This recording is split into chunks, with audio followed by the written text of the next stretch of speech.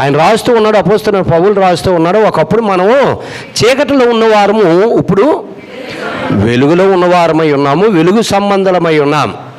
చీకటి ఎంత మాత్రమున మన మధ్యన, చాలా జాగ్రత్త అండి, చీకటి ఎంత మాత్రమున మన మధ్యన ఏలుబడి చేయకూడదు అని రాయబడి ఉన్నది.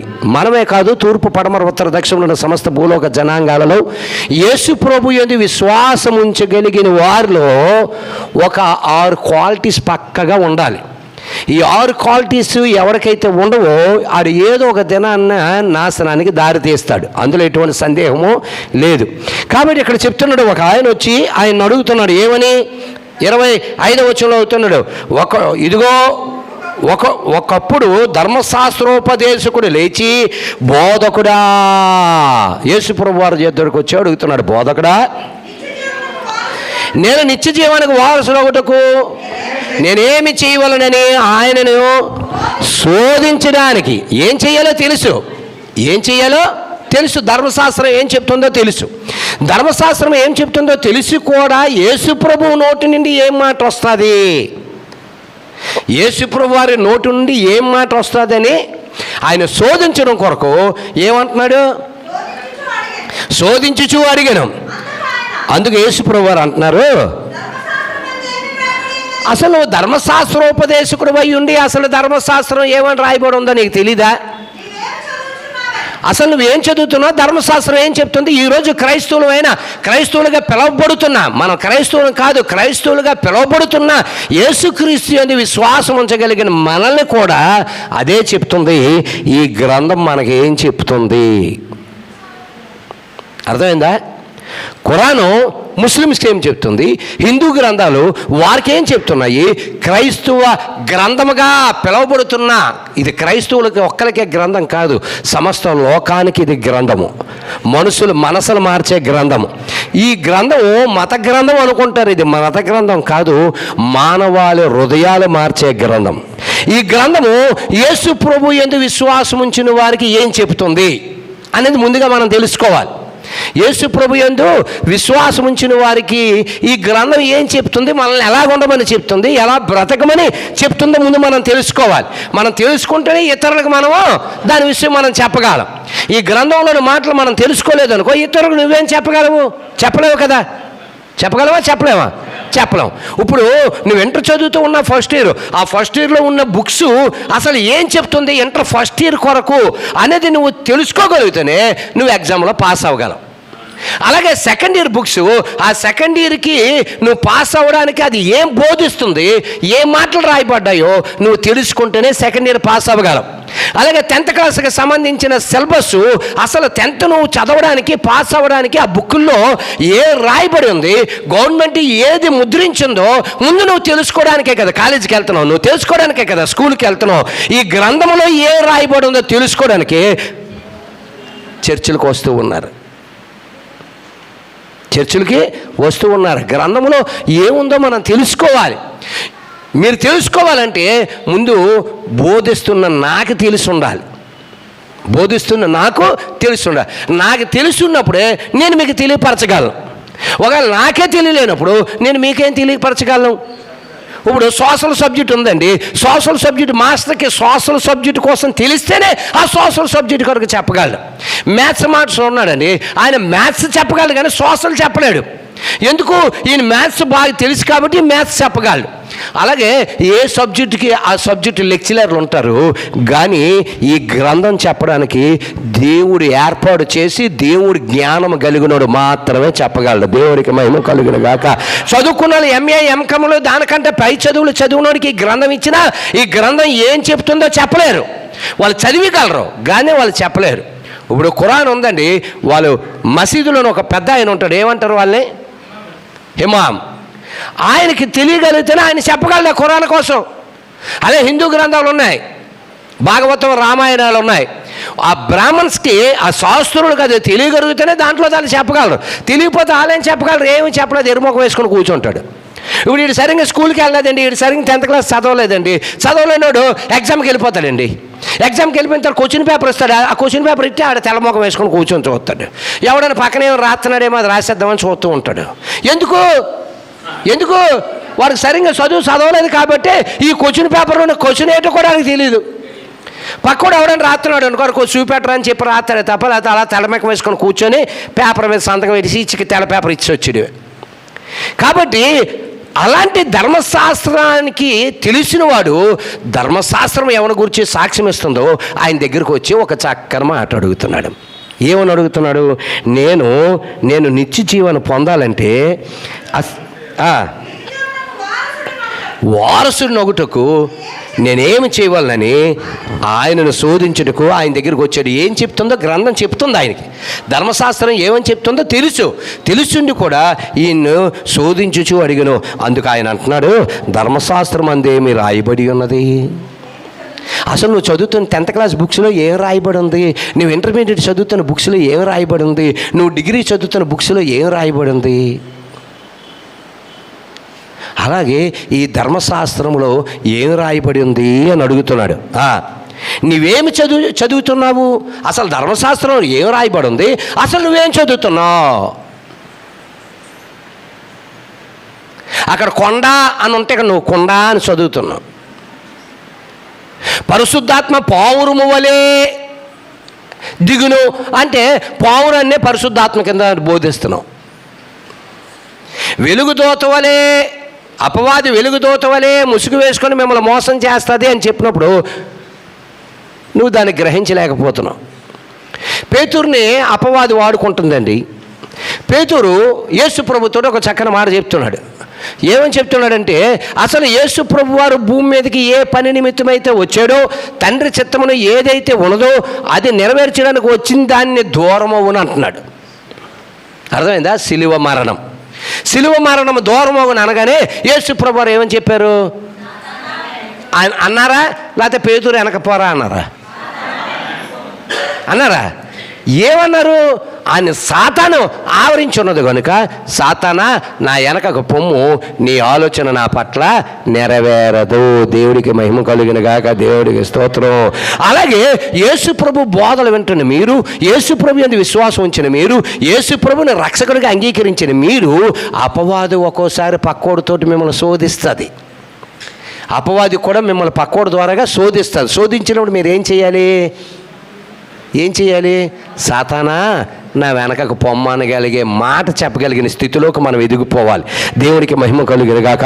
ఎప్పుడు ఎదగలవు? ఈ యొక్క గ్రంథములో ఏవైతే రాయబడి ఉన్నాయో అవి నువ్వు గ్రహించి నీ హృదయంలో పెట్టుకుంటే దాన్ని నువ్వేం చేయగలవు? ధిక్కరించగలవు, పొమ్మనగలవు. ఎవడో వస్తాడండి, ఏది ఎలక్షన్ కదా, ఓటుకి మీ ఇంట్లో ఎన్ని ఓట్లు ఉన్నాయి? 5 ఉన్నాయా? ఓటుకి 5,000 చొప్పున ఇస్తానండి అంటే 5 కాదండి 6 ఉన్నాయండి, హైదరాబాద్లో మావాడు ఒకడు ఉన్నాడండి అని చెప్పి తీసుకోకంటే ఏం చెప్పాలి? అయ్యా మాకు 5 ఓట్లున్నా 10 ఓట్లున్నా మేము ఇండియాలో పుట్టి పెరిగి ఉన్నాం కాబట్టి మాకు హక్కు మహానుభావుడు బిఆర్ అంబేద్కర్ గారి ద్వారా రాజ్యాంగ ప్రకారంగా మాకు ఓటు హక్కు వచ్చింది కాబట్టి మేము ఓట్లను అమ్ముకోమయ్యా, మాకు ఓట్లు వద్దు పొండి అని చెప్పాలి. అలాగే ఎవడు చెప్పగలడు? ఈ గ్రంథమును గ్రహించి గ్రంథ వాక్యముల హృదయములో పెట్టుకోగలిగినోడు చెప్పగలడు. అందరూ అలాగా చెప్పలేరు. నేను అలా చెప్పగలను కాబట్టి నేనేం చేశాను? సంఘం అని పెట్టలేదు, పాస్టర్ శివశంకర్ అని బోర్డు పెట్టాను. అలా సంఘం అని పెట్టాను అనుకో, సంఘాని కోసం నేను తీర్పు తీర్చలేను కదా. ఎవడో ఒకడు ఎక్కడ టేబుల్ కింద పెట్టి డబ్బు తీసుకున్నాడు అనుకో, మొత్తానికి తీర్పులోకి పోతాం. కాబట్టి నేను సంఘం కోసం మాట్లాడలేదు, కానీ నేనేం రాశాను? ఇక్కడ ఓట్లు అమ్మబడవు, కొనబడవు. సహోదరులారా, ఏం చేయమన్నాము? క్రమముతో ఓట్లు వేయండి, అక్రమముగా నడుచుకోవద్దు అని బోర్డు ఎట్టి కిందన పాస్టర్ శివశంకర్ లాజరస్ అని రాయగలిగాను. ఎందుకు?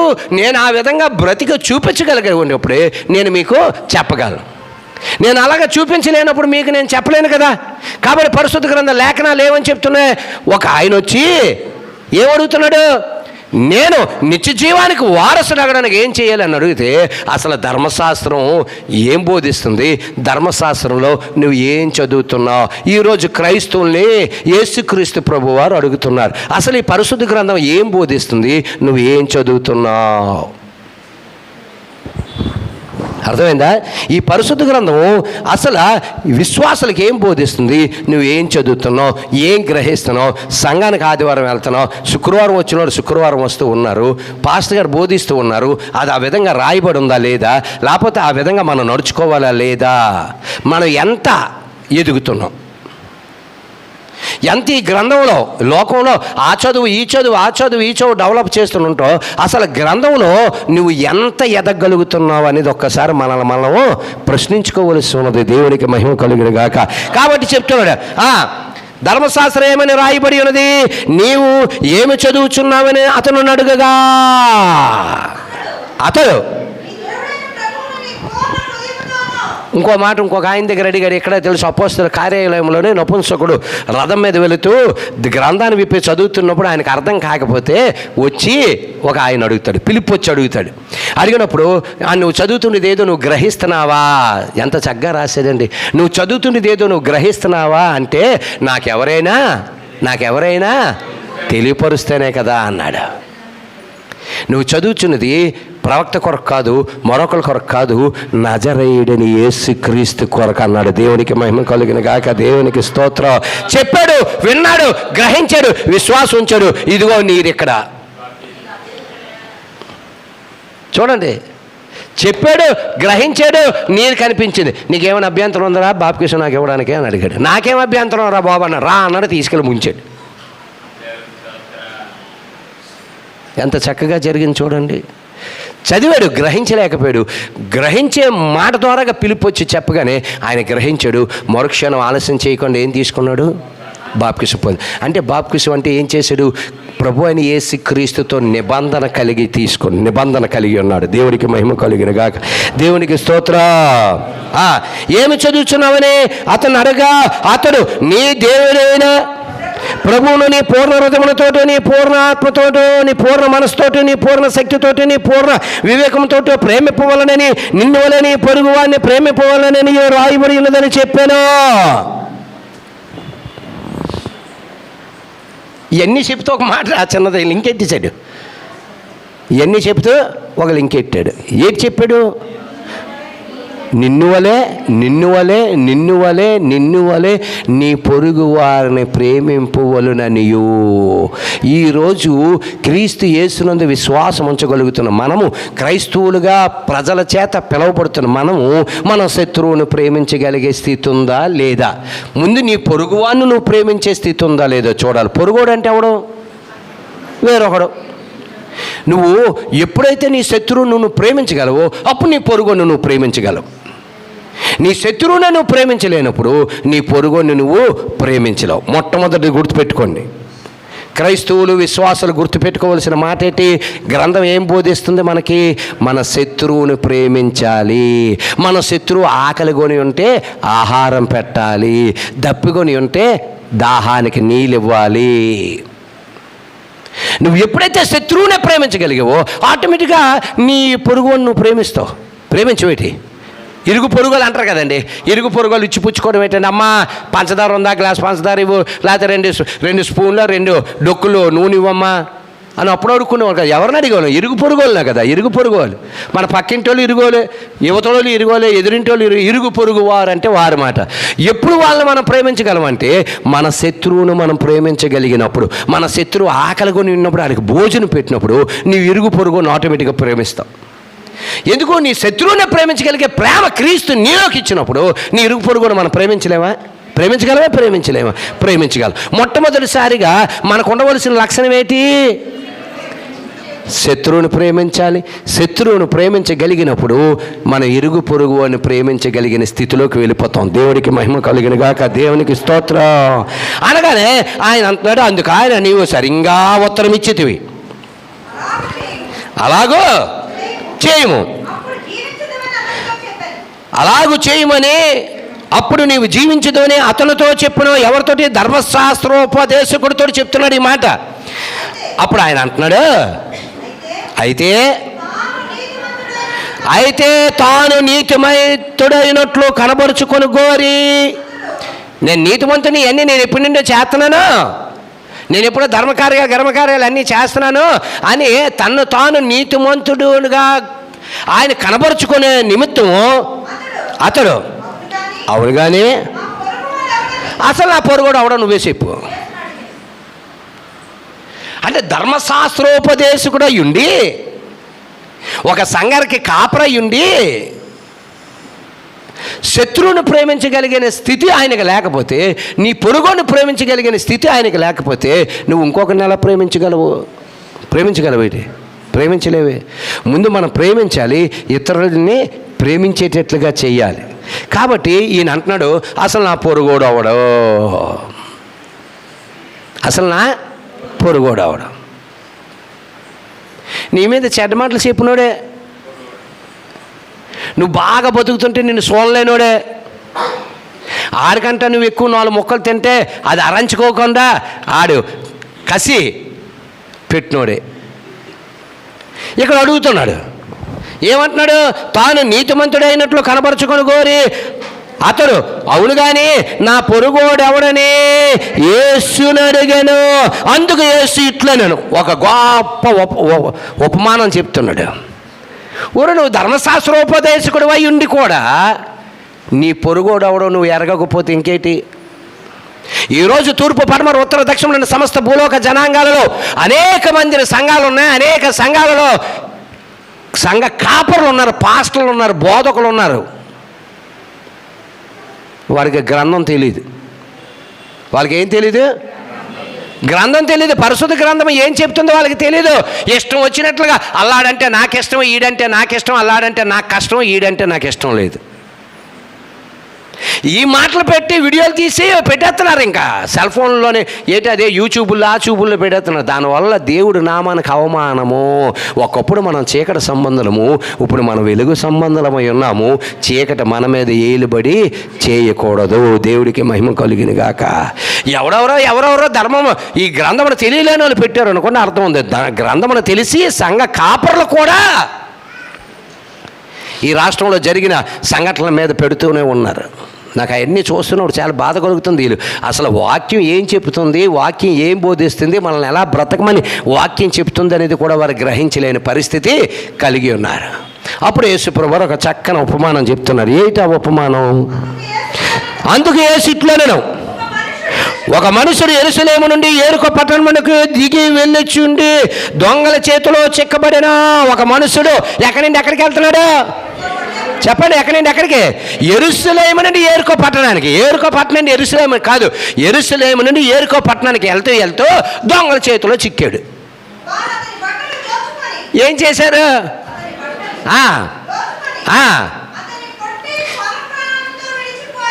ఏమో దొంగోడు ఆడి దగ్గర ఉండేవో వస్తువులు పట్టుకెళ్ళిపోవచ్చు కదా.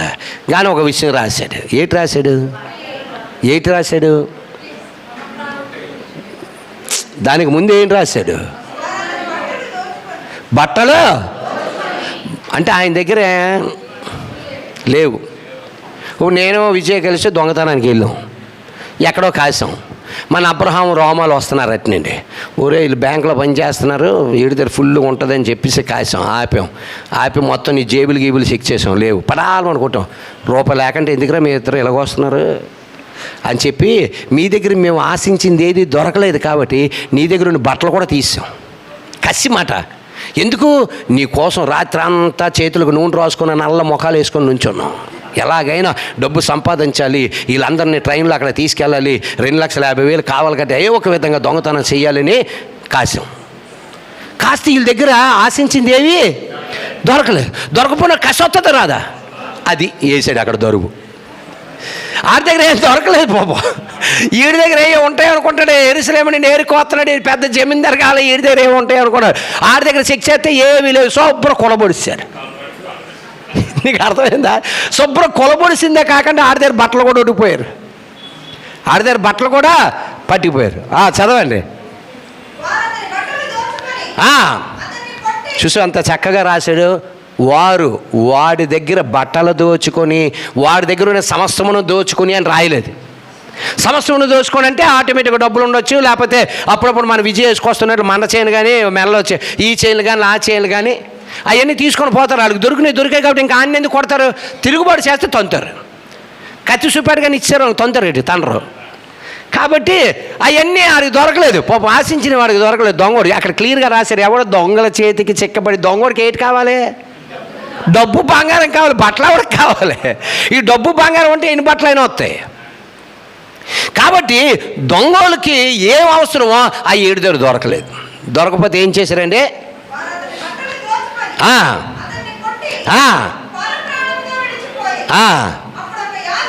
అప్పుడు ఒక యాజకుడు, ఆలకించండి, ఎవరట? యాజకుడు. యాజకుడు అంటే ఎవరో తెలుసా? దేవుని పక్షముగా ప్రజలకి విజ్ఞాపన చేయుచు, ప్రజల పక్షముగా దేవునికి విజ్ఞాపన చేయుచున్నవాడు యాజకుడు. అమ్మా చాలా జాగ్రత్తమేనండి. ఏంటి? ప్రజల పక్షముగా దేవునికి విజ్ఞాపన చేయుచున్నవాడు యాజకుడు. యాజకుడు వస్తున్నాడు.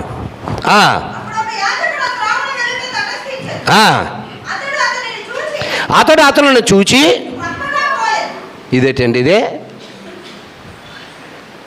ఇప్పుడు మనం వెళ్తున్నామండి, ఎక్కడికే వెళ్తున్నాము. ఒక ఆయన దెబ్బలతో రోడ్డు పక్కన పడుకున్నాడు.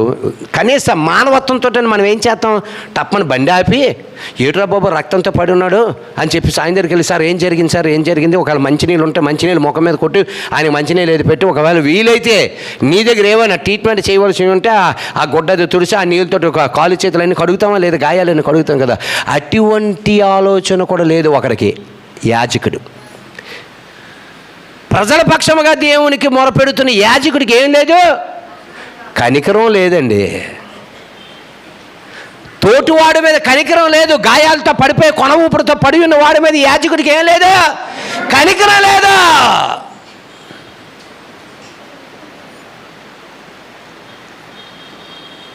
యాజకుడికి కనికరం లేదు. ఎక్కడి నుండి వెళ్ళిపోయాడు? మనకెందుకు ఈ తలనొప్పి, ఆడేదో ఏదో పని చేసి ఉంటాడు, పోతా పోయాడు, పక్క నుండి పోతున్నాడు.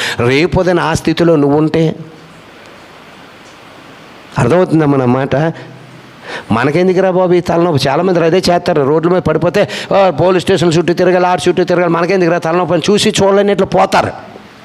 రేపొదని ఆ పరిస్థితుల్లో నువ్వు ఉంటే, నాలంటోడు ఆవిడ ఆ విధంగానే చూసి చూడలేని ఇట్లా పోతే నీ హృదయం ఎంత బద్దలైపోద్దో ఒకసారి ఆలోచించు. ఎందుకంటే ఆ టైంలో నువ్వు ఒకవేళ దేవుడే నిన్ను అక్కడికి పంపాడేమో, ఒకవేళ నువ్వు వెళ్ళిన తర్వాత ఆయన తీసుకెళ్తే ఆ కొనవప్పుడుతున్నాడు బ్రతుకుతాడేమో. అవన్నీ వదిలేసి ఏం చేస్తున్నాడు యాజకుడు? పక్కనుండి పోతున్నాడు. రేపు పొద్దున్న ఆడిపడి ఉంటే ఇంకోటి పక్కనుండి పోడా?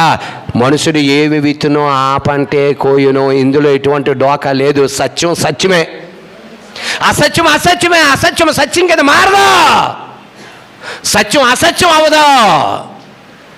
మీరు నమ్మినా నమ్మకపోయినా పరిశుద్ధ గ్రంథం సత్యాన్నే బోధిస్తుంది, అసత్యాన్ని ఎన్నడూ బోధించదు. చదవండి. యాజకుడు ఆ త్రోవను వెలుట తటస్థించును. అతనిని చూచి, ఎవరిని? గాయాలతో కొన ఊపిరితో ఉన్నవాడిని చూచి పక్కగా పోయాను. అలాగనే లేవీయుడు ఒకడు ఆ చోటుకు వచ్చి చూచి పక్కగా పోయాను. ఒక లేవీయుడు. నా కులం నా కులం నా కులం అని తల్లుకు సత్తారు కదా, వాళ్ళ కోసం రాసేది ఈ మాట. కులంతో సత్తన్నారు ఈ మధ్యన. ఒకలేమో ఒక్కలం అంటాడు, ఒకడు ఒక్కలం అంటాడు, ఒకడు ఒక్కలం అంటాడు, ఒకడు ఒక్కలం అంటాడు, ఒకడు ఒక్కలం అంటాడు. నీ కులం నీ కడుపు నింపదో. కులాన్ని పెట్టు అనుకుంటే నీ కులవాడు పండించిన పంటే నువ్వు తినాలి. సాకలోడు దగ్గర బట్టలు వెళ్ళకూడదు, నీ కులవాడే ఉతకాలి నీ బట్టలు. నీ కులవాడే హెయిర్ కటింగ్ చేయాలి. నీ కులవాడు కిరాణా షాపులోనే నువ్వు సామాన్లు కొనుక్కోవాలి. కోంటోడు షాపులో కొంటే కుదరదు. ఎందుకు? నా కులం నా కులం నా కులం. యాజకుడు ఒకడు, రెండోవాడు లేవీయుడు. రెండోవాడు ఎవడండి? లేవీయుడు. లేవీ గోత్రంలో పుట్టినవాడు. ఈ లేవీయులు ఎవరు? ఈ లేవీయులు ఎవరు? యాజకులకు కొద్దిగా దగ్గర సంబంధం కలిగిన వారు. చూడండి ఎలా పెట్టాడు. ఫస్ట్ యాజకుడు, రెండోది లేవీయుడు. లేవీయుడు ఎవడు? యాజకులకు కొద్దిగా దగ్గర సంబంధం పెట్టినవాడు. ఎందుకంటే దేవుడు వారికి ఏమిచ్చాడు? ధర్మశాస్త్రాన్ని వాళ్ళకి ఇచ్చాడు. అందుకే లేవి గోత్రానికి భూమి పంచిపెట్టలేదు. పాత నిబంధనలు చూస్తే లేవి గోత్రికులకి భూమి పంచిపెట్టలేదు. ఎందుకంటే ఆ దేవాలయానికి వచ్చిన అన్నీ ఆలువే. అర్థమవుతుందా? రెండోవాడు ఎవడా? లేవీయుడు. పోయాడు. అయితే అబ్బాబ్బాబ్బాబ్బా, ఒక సమరయులు అంటే పాపులు.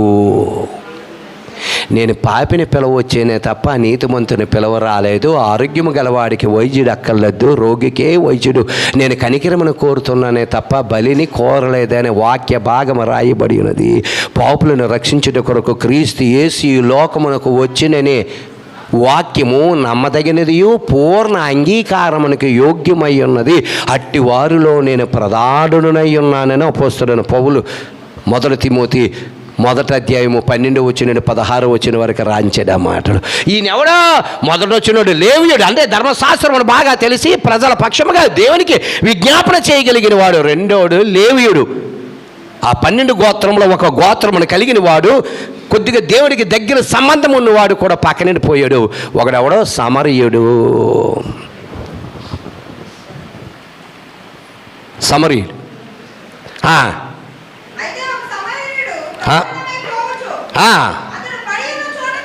అతను పడి ఉన్న చోటుకు వచ్చి అతనిని చూచి అతని మీద జాలిపడి,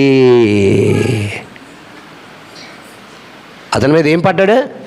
జాలిపడి దగ్గరికి వెళ్ళి, అయ్యో పాపం ఎవర్రా బాబు కొట్టేశారు, అయ్యో ఎవర్రా బాబు ఈయన్ని కొట్టేసి పడేశారు, గాయాలతో ఉన్నాడు, కొన ఊపుడుతున్నాడు అని చెప్పి జాలిపడి వెళ్ళి ఏం చేశాడు?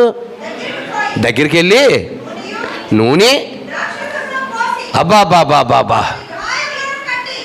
నూనెయు ద్రాక్షరసమును పోసి ఏం చేశాడు? ఆ గాయాలు కట్టాడు, అంటే ట్రీట్మెంట్ స్టార్ట్ చేశాడు. చూసా మన హాస్పిటల్లో ఏదంటారు? మొదటి ట్రీట్మెంట్ని ఏమంటారండి?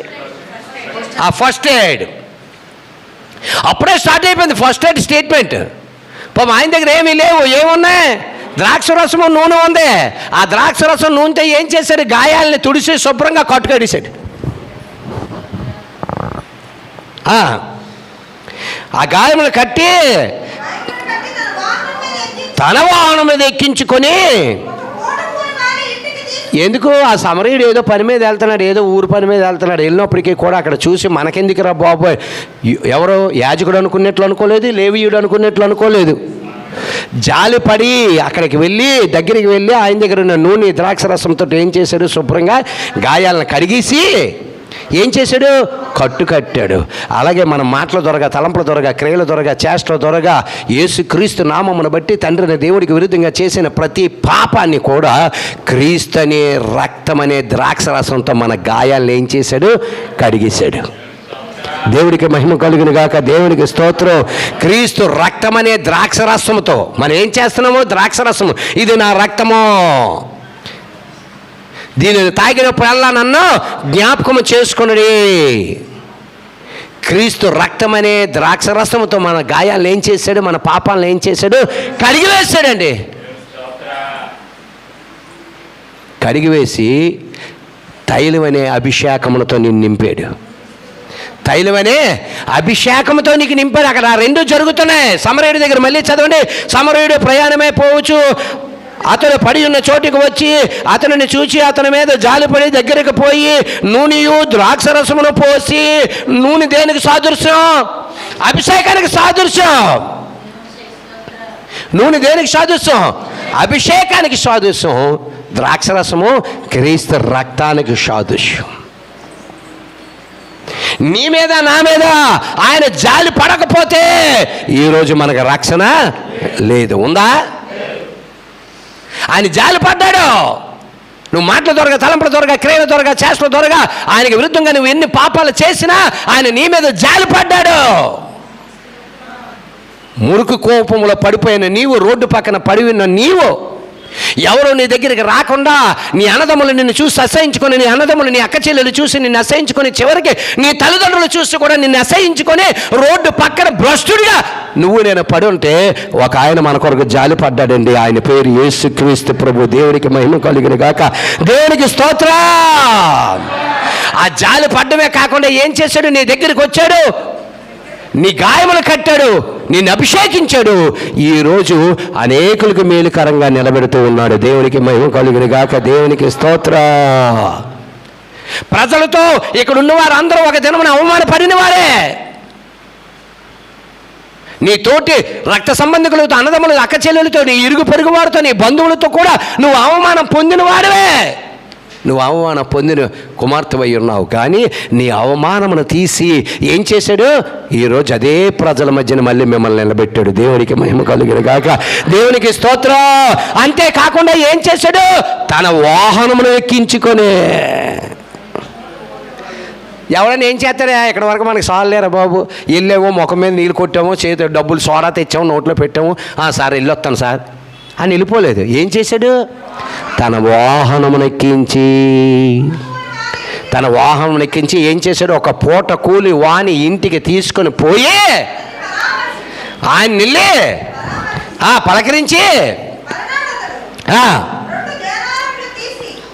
ఒక రోజంతా ఆయనతో ఉన్నాడండి, మంచి చెడ్లు చూడడానికి. రెండో రోజు అయిపోయింది. మరునాడు అతడు 2 దేనారములు తీసి, 2 దేనారాలు, ప్రపంచం అంతా ఏలుతుండేది రెండే, ఒకటి మంచి, రెండోది చెడు, వెలుగు చీకటి, మంచి విత్తనము, చెడ్డ విత్తనము, సూర్యుడు చంద్రుడు, దేవుడు అపవాది, పురుషుడు స్త్రీ, 2 దారులు. ఏ దారి కావాలి మానవా? ఒకటి పరలోకానికి, ఒకటి నరకానికి. ఒకటి పరలోకానికి, ఒకటి నరకానికి. 2 దేనారాలు తీశాడు. తీసి ఏం చేశాడు? ఏం చేశాడు? 2 దేనారములు తీసి, ఇంచుమించు ఎంతది? 2 రూపాయలు. ఒక దేనారం 1 రూపాయి. 2 దేనారాలు ఎంత? 2 రూపాయలు. ఆ రోజుల్లో 2 రూపాయలు అడిగెందుకు ఎట్టలేనా? అదేమో నా అన్నదమ్ముడా, నా అక్క చెల్లెలా, నా బంధుమిత్రులా, నేను ఆడికెందుకు పెట్టాలి? ఏదో రోడ్డు పక్కన పడి ఉన్నాడు, నా దగ్గర నూనె ఉంది, ద్రాక్షరసం ఉంది, తీసుకెళ్ళని కట్లు కట్టాను, సాల్లేరు బాబాని ఇక్కడ వదిలిపోలేదే. ఏం చేశాడు? వాహనం ఎక్కించుకొని పూటకులు వాని దగ్గరికి తీసుకెళ్ళి 1 దినం అంతా ఆయనతో ఉండి, మరుసటి దినం ఏం చేశాడు? 2 దేనారాలు తీసి ఆ పూటకూలి వానికి అంటే ఆ డబ్బులు ఇస్తే ఆడికి వండాడతాడు. డబ్బులు ఇస్తే వండాడతాడు. 2 దేనారములు తీసి ఆ పూటకూలి వానికి ఇచ్చి, ఇతనిని పరామర్శించుము.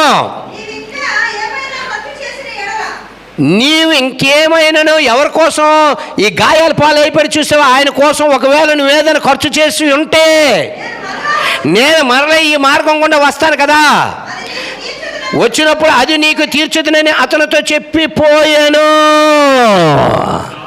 ఇప్పుడు నేను 2 దేనారాలు ఇస్తున్నాను, ఒకవేళ ఇంకా ఖర్చు ఎక్కువైంది అనుకో, మనం హాస్పిటల్కి వెళ్ళినప్పుడు ఏం చేస్తాం? ముందు ఎంతకంత డిపాజిట్ చేస్తాం, లాస్ట్లో బిల్లు ఎత్తే పే చేస్తాం. అర్థమైందా? అలాగే 2 దేనారాలు ఇచ్చే డిపాజిట్ చేశాడు.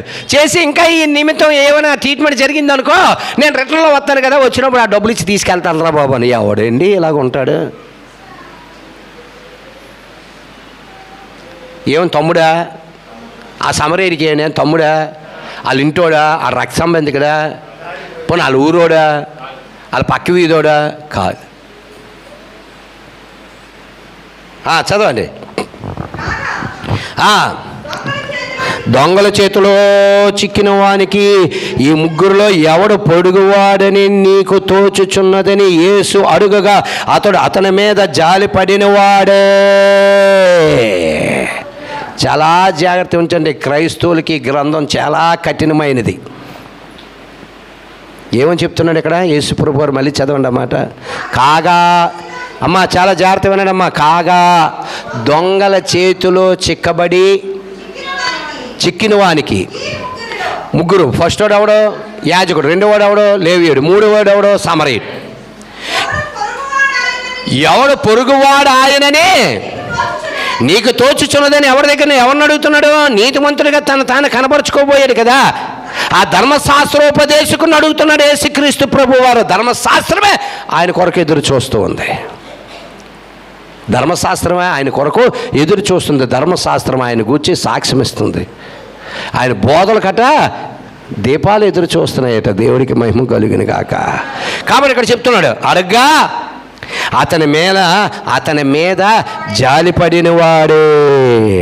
అందుకు యేసు, నీవును వెళ్ళి అలాగు చేయమని అతనితో చెప్పాను.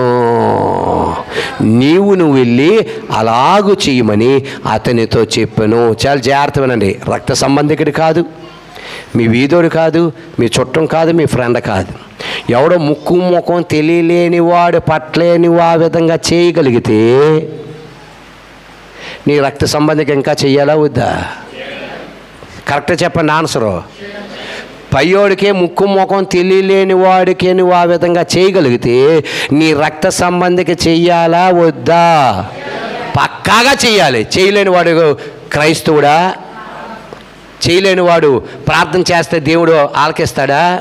చేయలేని వాడు బైబిల్ చదివితే దేవుడు ఆలకిస్తాడా? ఆలకించడు. పయోడికి నువ్వు ఆ విధంగా చేయగలిగినప్పుడు నీ రక్త సంబంధికి నువ్వు ముఖము తిప్పింపకూడదు. ఏషియా 58వ అధ్యాయం చదవండి. ఏషియా 58వ అధ్యాయం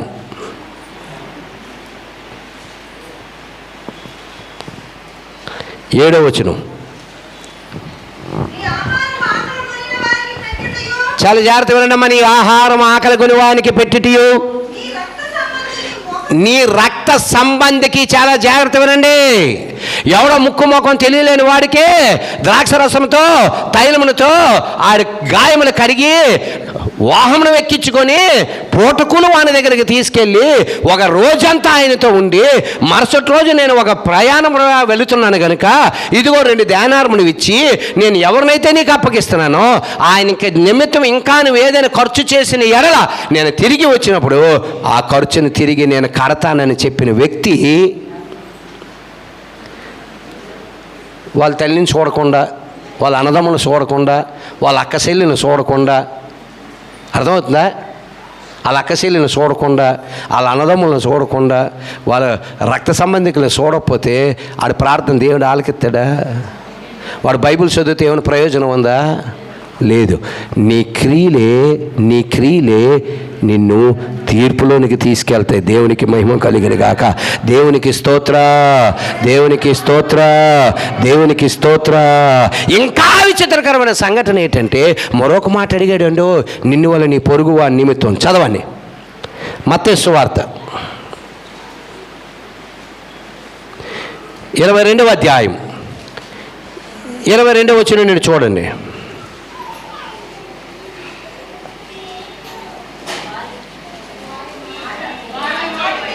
వీళ్ళకి స్టార్టింగ్ ట్రబుల్ ఉన్నట్లుంది. చదవండి.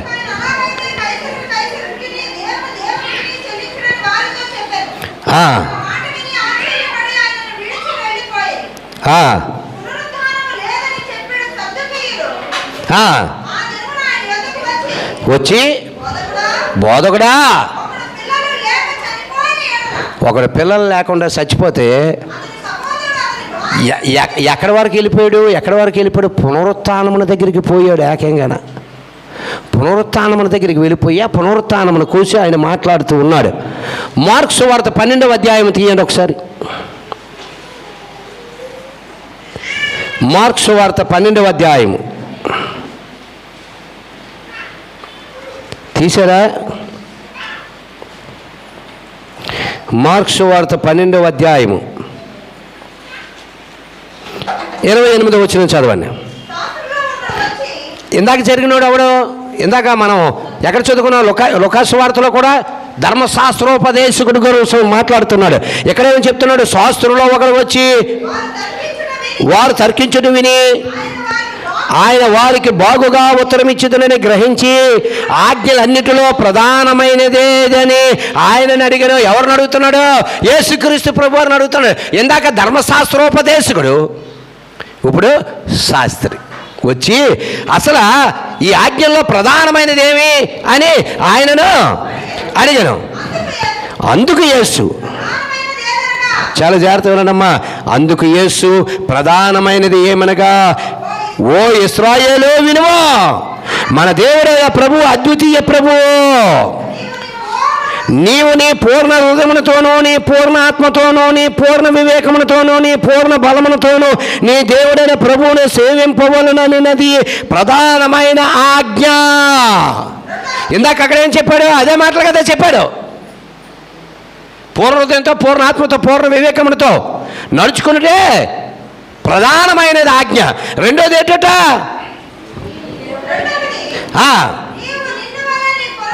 రెండవది ఏమంటున్నాడు? రెండవది నీవు నిన్ను వలె నీ పొరుగు వారిని ప్రేమింపవలననేది రెండవ ఆజ్ఞ.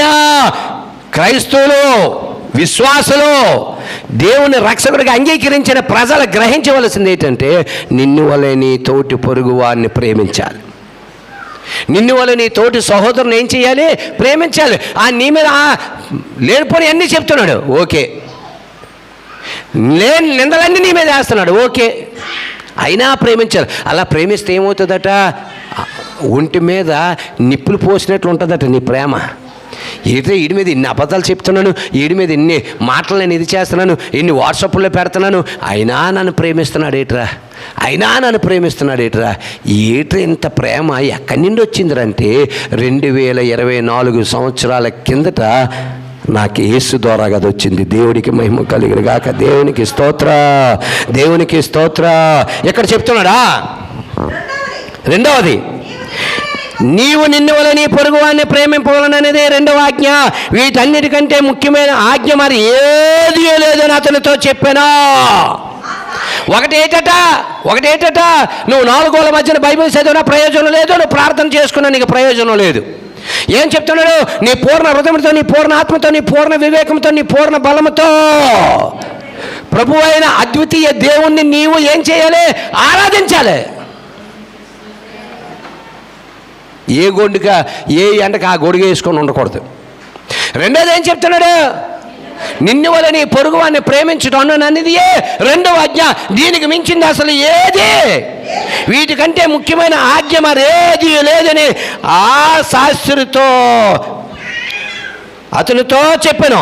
ఆ శాస్త్రి అంటున్నాడు, బోధకుడా బాగుగా మా జాగ్రత్త ఏమంటున్నాడు?